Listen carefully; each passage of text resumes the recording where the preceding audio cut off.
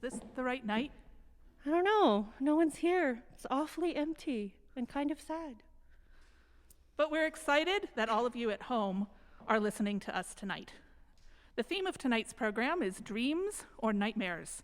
How have you been escaping the realities of the past 7 months? I think it's pretty clear from the program which ones are nightmares, which ones are dreams.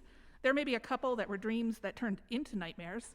We decided to start the program with the quintessential dream piece. How do you play a program about dreams without playing the scherzo from the incidental music that Mendelssohn wrote for A Midsummer Night's Dream? So there are lots of themes that pervade the program that tie things together, notably literary inspirations and dance inspirations. And we decided that despite the fact that we need to socially distance and stay safe, we also wanted to take advantage of the technology available to us to bring people together tonight. So we have a number of special guests who are going to join us over the course of the evening to share their thoughts about these literary and dance inspirations. And hopefully we will bring you all together with us, despite the fact that we are not in person all together. We hope you enjoy tonight's program.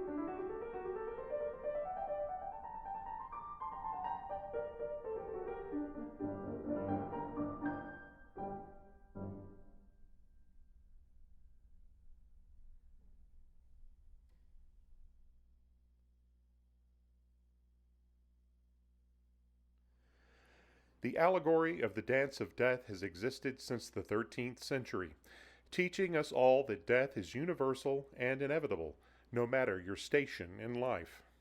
Certainly, the COVID 19 pandemic has reminded us of that all over again. For over 500 years, the images of the danse macabre have appeared in literature, theater, art, and music, most famously in Camille Saint-Saëns' orchestral tone poem of the same name. The Dance of Death depicts the Grim Reaper rising from the cemetery at midnight and playing his fiddle to summon the skeletons and ghosts of the dead. They continue to dance until the sunrise forces them back into their graves. Saint-Saëns originally cast this legend as a song based on a poem of the same name by Henri Cazalis. In 1874, Saint-Saëns reworked the song into a symphonic piece, using a solo violin to replace the voice. Perhaps because of the extensive use of the tritone, called the devil in music in the Middle Ages, Saint-Saëns' work was criticized for being too demonic. Dance Macabre. Tap, tap, tap, death rhythmically taps a tomb with his heel. Death at midnight plays a gigue. Tap, tap, tap on his violin. The winter wind blows, the night is dark. The lime trees groan aloud. White skeletons flit across the gloom, running and leaping beneath their huge shrouds. Tap, tap, tap, everyone's astir. You hear the bones of the dancers knock. A lustful couple sits down on the moss, as if to savor past delights. Tap, tap, tap, death continues, endlessly scraping his shrill violin. A veil has slipped, the dancer's naked. Her partner clasps her amorously. They say she's a baroness or marchioness, and the callow gallant a poor cartwright. Good God! And now she's giving herself, as though the bumpkin were a baron. Tap, tap, tap, what a saraband! Circles of corpses, all holding hands. Tap, tap, tap, in the throng you can see king and peasant dancing together, but shh! Suddenly the dance is ended. They jostle and take flight. The cock has crowed. Ah, nocturnal beauty shines on the poor, and long live death and equality.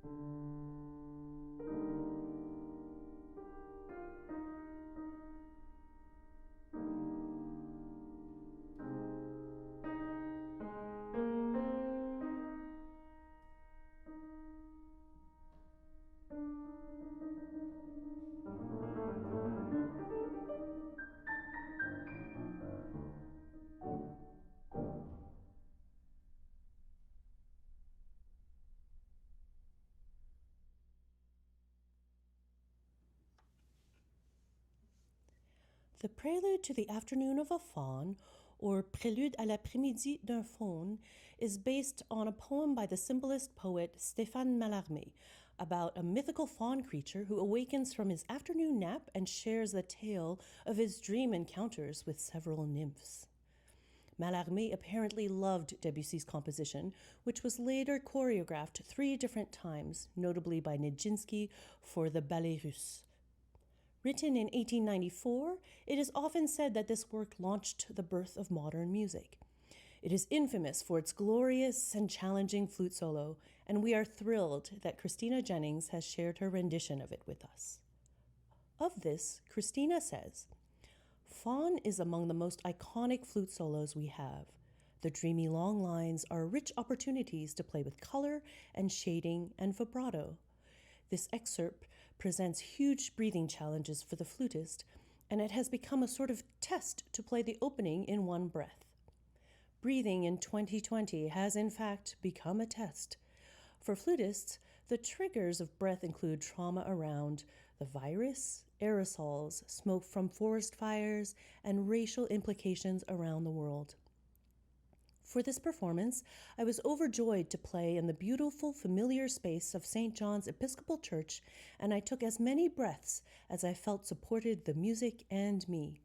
I will always cherish this music and love sharing it with students and audiences."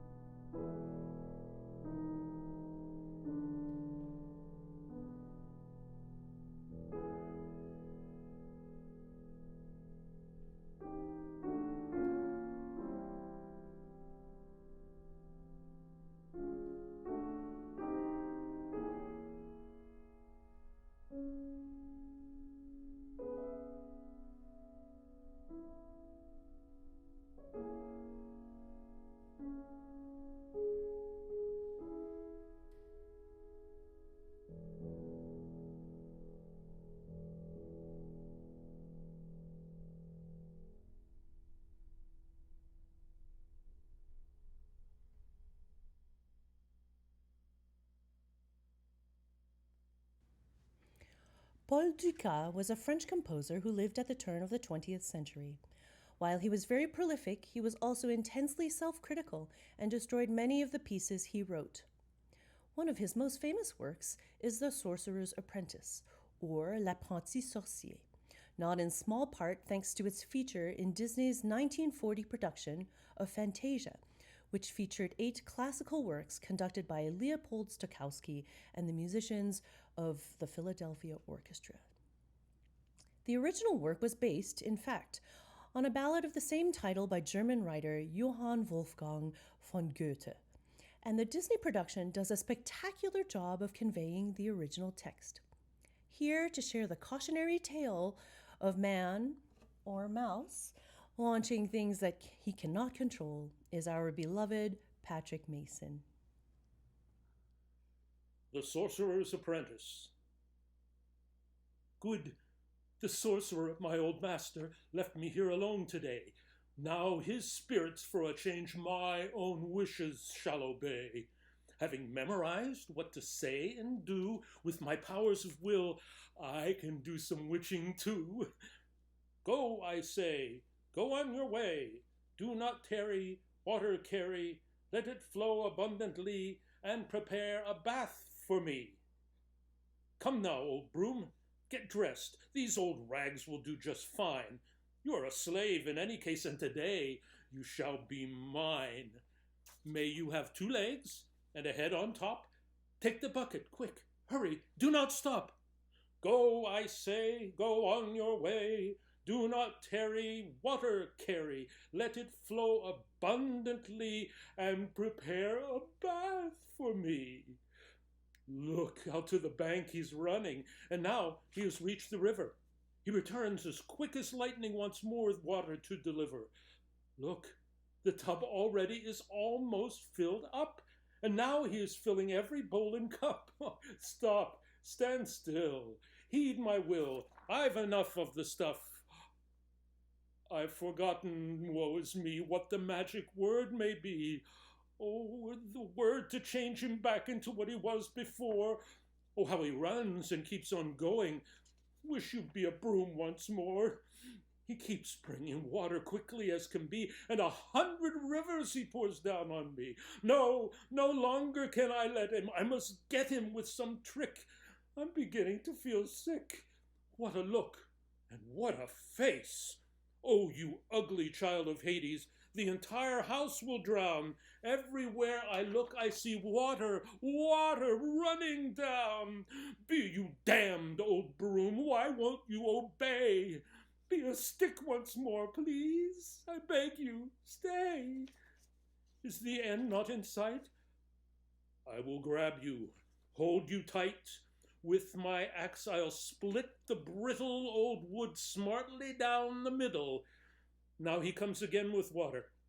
Now I'll throw myself upon you, and the sharpness of my axe I will test. O spirit, on you! Well, a perfect hit. See now, he is split. Now there's hope for me, and I can breathe free. Woe is me, both pieces come to life anew. Now, to do my bidding, I have servants too. Help me, O great powers, please, I'm begging you. And they're running. Wet and wetter get the stairs, the rooms, the hall. Oh, what a deluge, what a flood. Lord and master, hear my call. Ah, here comes the master. I have need of thee. From the spirits that I called, sir, deliver me. Back now, broom, into the closet. Be thou as thou wert before, until I, the real master, call thee forth to serve once more.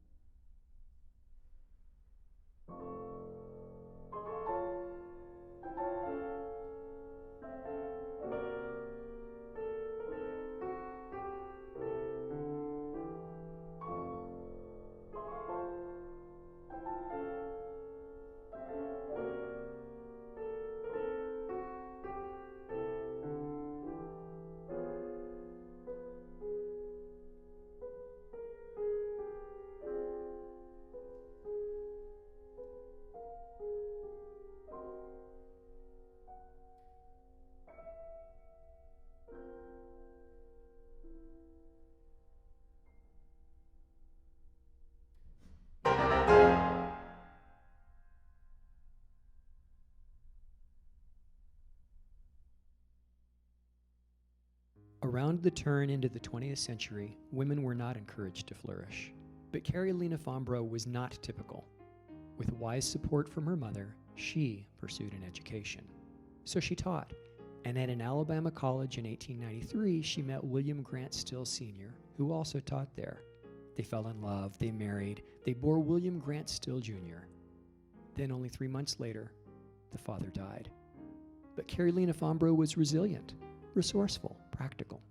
She returned to her mother's home in Little Rock. She continued teaching while her mother helped raise young William. 9 years passed before she met and married Charles B. Shepperson, a railway postal clerk. Charles took her son in as his own and nurtured the boy's love of music.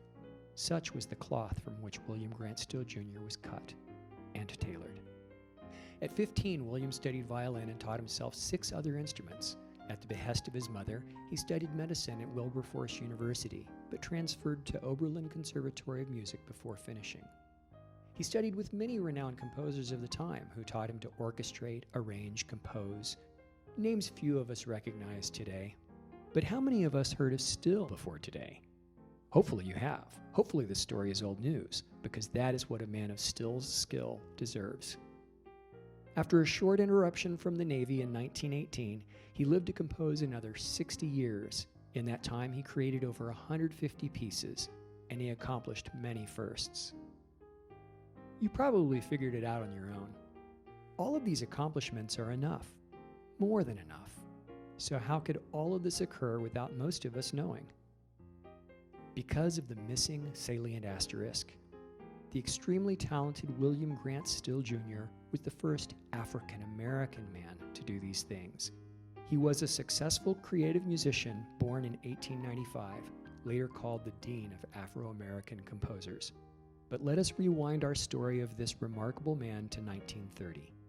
Through the 1930s, Still created much music in the popular realm, but the complexity and sophistication of his musical mind always shone through. In 1936, Still published a piano work called 3 Visions. The second of the 3 is called Summerland. His use of parallel harmonies is informed by Debussy with occasional jazzy color chords, reminding us of his early work with W.C. Handy's blues band. The gentle, undulating rhythms evoke those in Debussy's impressionist Clair de Lune. The clear, beautiful melody plays around with rhythms, but never gets too complicated. There are no distractions as you relax into the scene. So sit in an Adirondack chair or on the edge of a pier, or reach your hand over the side of a rowboat, dipping your toes or fingers into the cool, refreshing water. Watch the ripples move out in that familiar, relaxing pattern.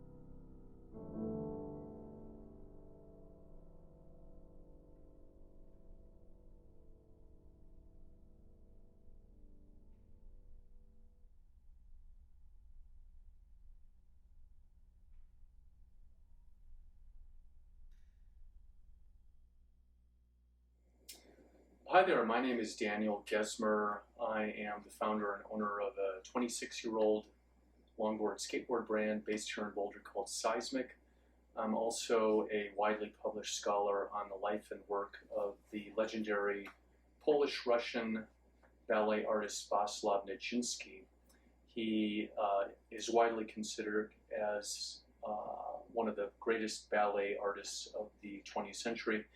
He's also the gold standard against which subsequent male stars like Baryshnikov and Nureyev have been measured. I've been asked to say a few words today about Nijinsky's relationship with the composers Debussy and Stravinsky, whose works I believe you're hearing today. Nijinsky's first choreographed work, Afternoon of the Faun, was set to Debussy's composition of the same name. In French, it's L'après-midi du Faun, and that was in turn inspired by the poem by the French poet Stéphane Mallarmé. Debussy did not have a direct role in the production of the ballet work staged by Diaghilev's Ballet Russe. However, he was present at the premiere, I believe, and he strongly disapproved of the final autoerotic gesture in that work, which was very controversial at the time in 1912 in Paris. However, many prominent journalists, art critics, and even artists like the sculptor Auguste Rodin came to Nijinsky's defense in passionate reviews printed in the Paris newspaper Le Monde. Moving on to Stravinsky, Nijinsky and Stravinsky met one another in the very earliest days of the formation of Diaghilev's Ballet Russe. Stravinsky, of course, composed many of the early works for the ballet company, including Petrushka, which you're hearing today, and that was specifically composed for the ballet. So Stravinsky and Nijinsky surely worked very closely with one another while that ballet was in gestation. Petrushka is one of Nijinsky's more famous roles. He played the role of a tragic, tortured puppet. Stravinsky and Nijinsky had a friendship offstage as well as on. In fact, Stravinsky and his wife Vera would occasionally babysit for Nijinsky's eldest daughter Kira, who was a friend of mine long ago. Earlier today, I had a short chat with Nijinsky's granddaughter Kinga, who is Kira's niece, to help prepare a little bit for this short talk. And Kinga shared an interesting anecdote with me. Apparently, sometime in 1916 in Paris, Nijinsky, Diaghilev, and Stravinsky were having a meeting at a cafe, probably to discuss a new creation. Picasso was also present. He was just at the beginning of his career and not quite world famous yet. Nijinsky's daughter Kira, at age 2, was also there. And while the others were talking, Picasso tried to entertain Kira by making sketches on a napkin. And Nijinsky's family to this day regrets that no one held on to that napkin because it might be worth a fortune now. The final piece on tonight's program is Stravinsky's Petrushka. Those of you familiar with the original work will know that it includes 4 tableaux. The 2-piano version was intended to be purely functional, namely to serve as the rehearsal base for the ballet. However, Stravinsky did transcribe a concert version for solo piano in which he extracts scenes from 3 of the tableaux, and our rendition is based on this solo piano version. To get us in the mindset for this work, aspiring ballerina Audrey Messer will provide a synopsis of Petrushka.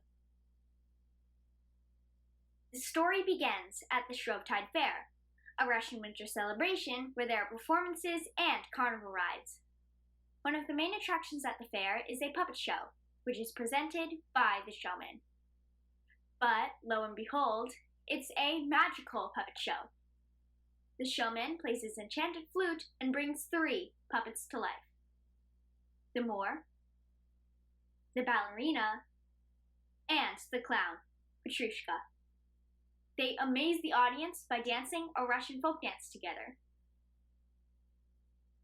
The story gets complicated when we get a glimpse behind the scenes and realize that though the puppets are controlled by the showman, they feel human emotions, such as sadness, love, and jealousy. Petrushka is in love with the ballerina, but when she visits his room and he tries to show his love by dancing for her, she rejects him because he is a clown, and she prefers the Moor. Petrushka is heartbroken, and after hearing the ballerina and the Moor together, he challenges the Moor to a duel. The scene returns to the Shrovetide Fair, where the audience is enjoying dances and spectacles. But suddenly the Moor, sword in hand, chases Petrushka on stage. The ballerina tries to stop the fight, but sadly, Petrushka is killed. Everyone is shocked, but the showman reassures them that Petrushka was just a puppet. After the crowd dissipates, the showman is horrified when he sees the ghost of Petrushka rising above the puppet stage and wonders whether he might have been real after all. Well, if this video is playing, it's because we've reached the end of our concert. But we have some people that we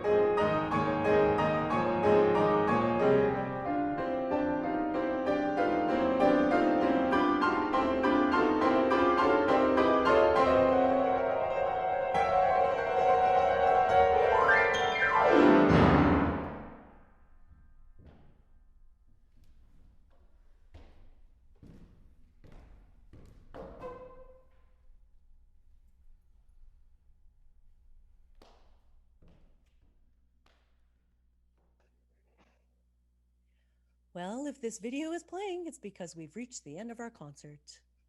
But we have some people that we'd like to thank. First and foremost, we want to thank all of you for joining us this evening. We also had some wonderful contributors who made this evening very special for us that we'd like to recognize. As always, I'd like to thank my husband, Robert Magaha, this time for narrating and producing the video that introduced Danse Macabre on tonight's program. And both of us would like to thank Christina Jennings, our colleague, Associate Professor of Flute at the University of Colorado Boulder, for her beautiful playing on the video that began the WC.